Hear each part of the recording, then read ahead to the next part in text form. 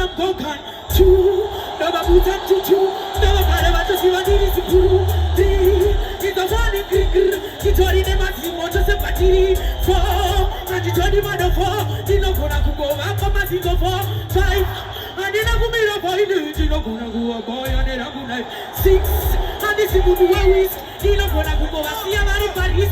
7, 1 plus 1, 20 and 11, 8. And this is good fight. Kuna iCandy musade kuchacha height. 9. And then I'm gonna go you know gonna go a boy and then I'm gonna 10. And this is the pen 10. Today I'm gonna marry a good man.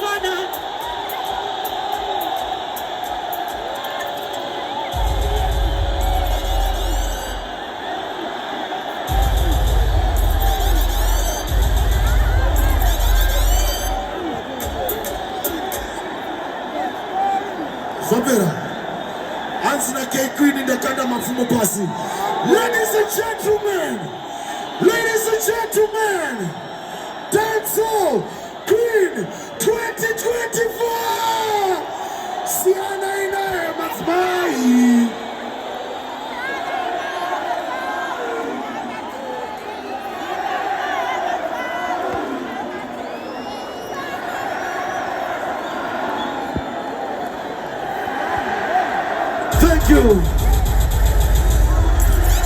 Thank you, Honor.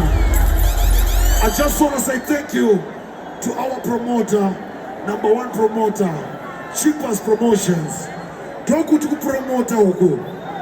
Dokumbira tibombera maoko Cheapest Promotions.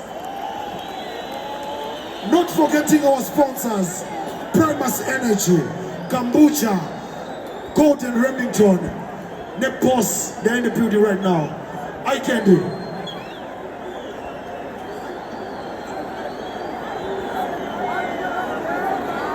Come here, Madzimai. Kanka kuchaimba mana.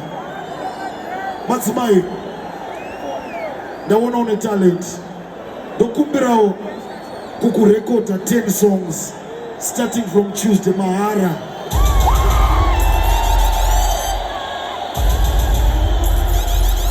Level Zaripo producer. Hola. Holy 10 yakono. Na kumbira kolapo amana kuna Holy 10 mwana. Holy 10.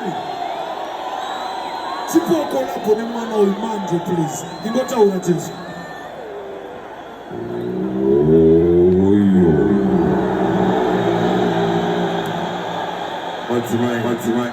Madzimai. Yakuudza kuti dopa zvinotangira.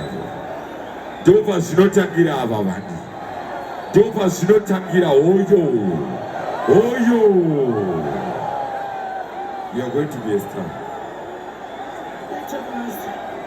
Gatombere iCandy maoko na Holy 10. Kolapo coming right away. Thank you very much. iCandy, pick up yourself, baby. My promoters zangu, iCandy, please meet up, baby. Kuna timu rangu rara rinombo kanda $. Dokumbira mdipiro mwanao imarie basi mato $2, $5, $10. Kuna VIP please. Yeah. iCandy, inano meet up. Nupeo mariaki right now. Right. Where is Templeman Godfather? Open the final in the room now. Inina nisukawita final. Na nyanyi sa ugari sa stage. Where is Templeman Godfather?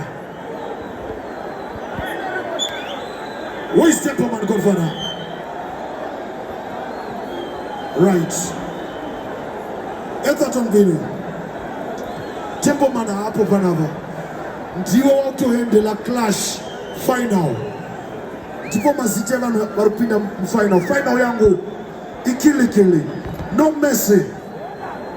Shit. Don't listen to the final yesterday. Oh, wanaga wanda. Listen. Ulengende.